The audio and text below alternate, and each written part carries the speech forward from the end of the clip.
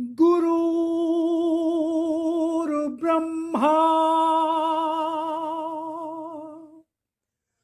गुरुर्विष्णु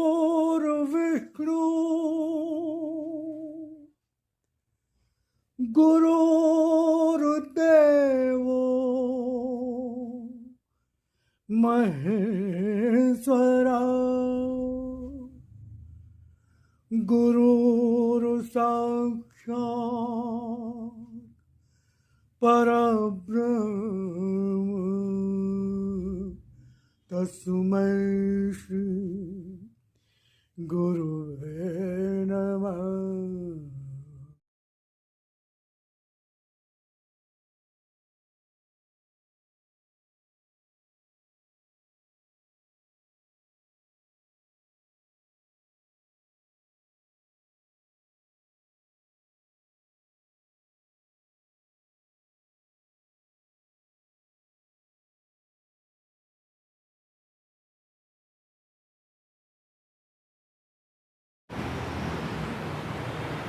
जय राम जी की नमस्कार। ओम शिवा हरि।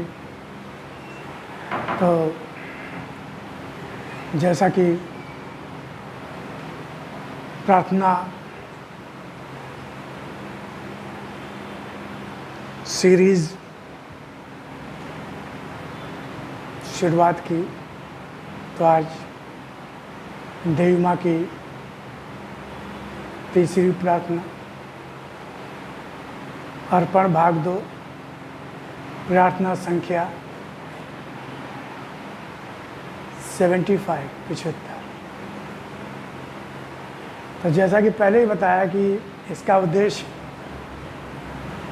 कि प्रार्थना का भक्त के जीवन में बहुत बड़ा स्थान होता है, जगह होती है, और हमें प्रार्थना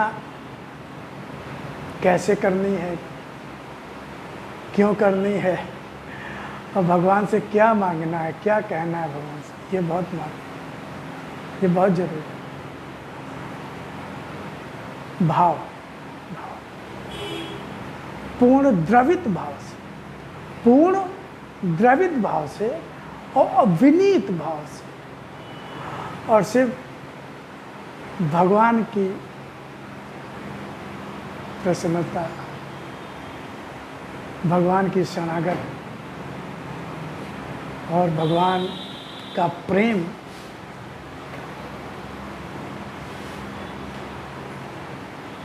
तो एक सच्चे भक्त की प्रार्थना, क्योंकि हम सब लोग सच्चे भक्त बनना चाहते हैं, संसारी भक्त नहीं बनना चाहते।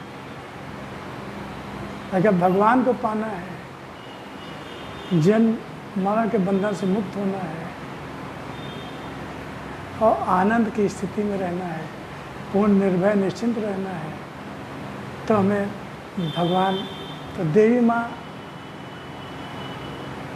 किस तरह से उनसे एक रूप होकर उन्हीं के प्रेम में किस तरह से प्रार्थना करती है, हमें उससे शिक्षा लेनी है और उन भावों को अपना भाव बनाना है और डूबते हुए भगवान से। तो मैं प्रारंभ करता हूँ। शब्द देवी माँ के हैं, भाव भगवान से प्रार्थना करते हैं, कोशिश कि हमारे भाव वही बन जाए। तो तेरा दर्शन मेरे जीवन में साक्षी, तेरा दर्शन मेरे जीवन में साक्षी। अब दर्शन की भी कभी व्याख्या होगी। दर्शन बहुत छोटा शब्द नहीं है। दर्शन मतलब खाली बाहरी जो किसी मूर्ति का जो आकार देखने को ही दर्शन नहीं कहते।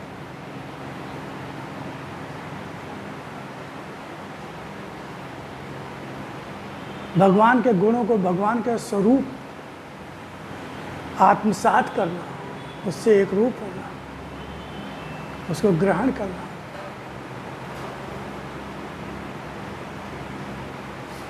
मन को उससे जोड़ना,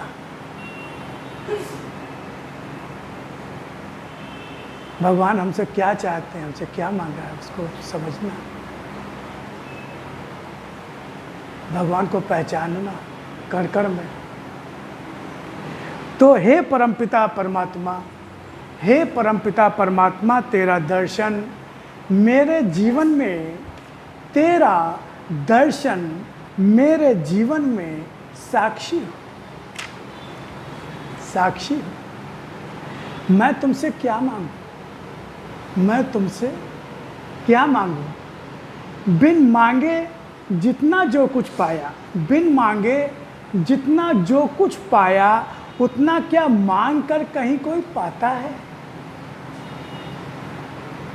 फिर तुझसे अधिक, तुझसे श्रेष्ठ और अमूल्य है भी क्या?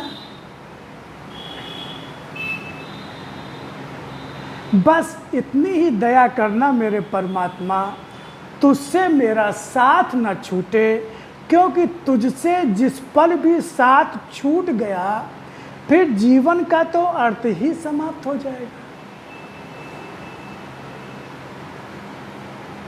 अर्थ ही समाप्त हो जाएगा। तेरी वाणी की ज्योति को लेकर मेरे बढ़ने का प्रयास सफल हो। ऐसी ही शक्ति और आशीर्वाद देना मेरे परमात्मा। तू तो गतिहीन होते जीवन की गति और शक्ति है। निष्प्राण होता शरीर भी अगर तू चाहे, निष्प्राण होता शरीर भी अगर तू चाहे, तो वह शरीर पुनः आभापूर्ण और गतिपूर्ण हो जाता है।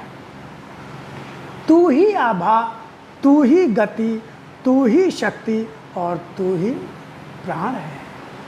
फिर जीवन में कितना है जो मनुष्य का अपना है? फिर जीवन में कितना है जो मनुष्य का अपना है? आज फिर से पुकारा है तुझको तेरे भक्त, तेरे भक्त। आज फिर से पुकारा है तुझको तेरे भक्त ने। आज फिर से गीता का संदेश देकर मानव मन को जागृति दे, सत्य दे, धर्म दे और आस्था दे।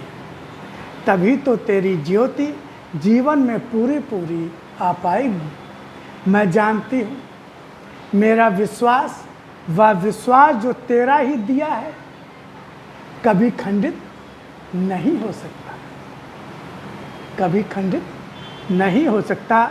असंभव को संभव कर देने वाले, जीवन में चमत्कार बनकर आ जाने वाले, जीवन में शक्ति और साहस देने वाले, तुझे शत शत प्रणाम है। आज जो पथ दिखाया है उस पथ पर ज्योति दिखाते रहना। आज जो पथ दिखाया है उस पथ पर ज्योति दिखाते रहना। तुम्हारा दिया यश, मान सम्मान जीवन को कहाँ ले जा रहा है मैं नहीं जानती। तुम्हारा दिया यश, मान सम्मान जीवन को कहाँ ले जा रहा है मैं नहीं जानती, मगर इस राह पर हाथ पकड़े रहना प्रभु, हाथ पकड़े रहना और इस अपने दिए आशीर्वाद की और यश मान सम्मान की रक्षा करना। मैं जानती हूँ कि तुम्हारे दिए आशीर्वाद पर कहीं भी कीचड़ का छींटा भी नहीं आ सकता। मैं जानती हूँ तुम्हारे दिए आशीर्वाद पर कहीं भी कीचड़ का छींटा भी नहीं आ सकता। तुम्हें पाकर मनुष्य कांच के टुकड़े से हीरा बन जाता है। तुम्हें पाकर मनुष्य कांच के टुकड़े से हीरा बन जाता है। तुम ही तो हो जो मिट्टी में भी रंग बिरंगे फूल बनकर भी आ जाते, मुस्कुराते, फूलों के रूप में, रंग बिरंगे फूलों के रूप में तुम ही तो आते हो। जो मिट्टी में भी रंग बिरंगे फूल बनकर भी आ जाते, मुस्कुराते हो। तुम्हारे ना होने पर सभी कुछ असंभव होता है। तुम्हारे ना होने पर सभी कुछ असंभव होता है और तुम्हारे आते ही हर कुछ संभव हो जाता है। बुद्धिहीन बुद्धि पा जाता है, निरक्षर विद्वान हो जाता है। ज्ञान का अक्षर भी न जानने वाला ज्ञानी ही हो जाता है, ज्ञानी हो जाता है। ज्ञान का अक्षर भी न जानने वाला ज्ञानी हो जाता है।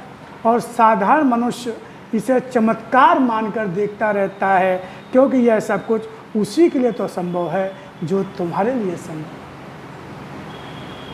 भगवान ने कहा कि जो तुम्हारे लिए संभव है वही मैं संभव करता हूँ। असंभव को संभव बनाने वाले, असंभव को संभव बनाने वाले, जीवन तुम्हारे चरणों में अर्पित है, जीवन तुम्हारे चरणों में अर्पित है। इसे स्वीकार करना मेरे, इसे स्वीकार करना मेरे। तो ये देवी माँ की प्रार्थना थी। मैं क्यों बार बार इसको महत्व देता हूँ और मैं क्यों सुना रहा हूँ, क्योंकि इससे हम सबको सीखना है, शिक्षा। लेकिन भगवान से प्रार्थना में हम क्या क्या क्या प्रार्थना करते हैं और क्या करनी चाहिए। सच्चे भक्त की प्रार्थना कैसे होती है? उन्होंने ना रुपया पैसा मांगा, ना धन दौलत मांगी, ना परिवार या परिवार की सुरक्षा मांगी, ना शरीर की सुरक्षा मांगी। वह कहा कि जो काम सौंपा है, कार्य सौंपा, उसको मैं पूरा कर सकूं, ऐसी शक्ति देना। मैं तुम्हारे रास्ते से भटक न सकूं। तुम मुझे ज्योति दिखाते रहना जिस पथ पर बढ़ाया है। और तुम्हारे लिए तो कुछ भी असंभव नहीं है। जिस पर तुम्हारी कृपा हो जाए, दया हो जाए। ढाई आखर प्रेम का पढ़े से पंडित, ढाई आखर प्रेम का पढ़े से पंग चढ़े गिरवर गहन। और जो गूंगा होता है वो भी वक्ता हो जाता है। कालिदास, बहुत से उदाहरण है जिनको बुद्धि नहीं थी, समझ नहीं थी, लेकिन भगवान के शरण में गए तो प्रकांड पंडित हो गए, ज्ञानी हो गए। तो हमें यही शिक्षा लेनी है कि हमें भगवान से दीन बनकर सिर्फ भगवान को ही मानना, सिर्फ भगवान से मानना, भगवान का प्रेम मानना, भगवान की भक्ति मानना। और मैं उनके दिए कार्य को पूरा कर सकूँ, उनके आदेश को पूरा कर सकूँ।